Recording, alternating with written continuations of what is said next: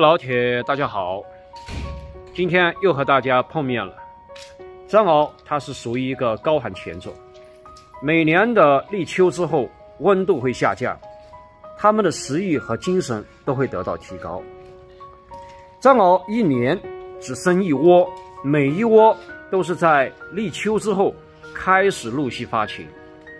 从阳历上来说，几乎每年9月份到11月份的藏獒都会进入这个发情期。立秋之后，它们主要的一个表现就是食量增大，臀膘表现的比较好，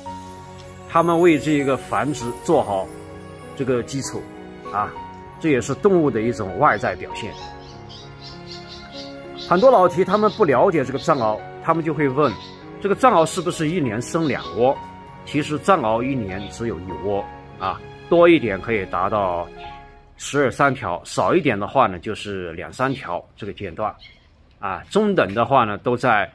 5条到7条左右啊，这也是藏獒的一种特性、生理特点啊。它不像其他犬种，其他犬种的话呢一年可以生2窝，但是藏獒一年只有1窝。今天早上给他们放出来，给他们吃了一点水果，这些家伙对吃水果是非常的喜欢，所以有很多朋友他们就在问，他说这个藏獒会不会吃水果？大家可以看得到，我们家的藏獒都要吃水果，因为这个水果当中含有这个维生素，可以补充它的微量元素和维生素的一些这个缺乏啊。所以养殖藏獒也是一项非常这个辛苦和非常严谨的一个工作。养得好，那么这个一个厂子里面的经济效益会变得好；养不好，那么一年下来就是白拉拉的枉费一番这个心血了啊。好了，今天的视频就和大家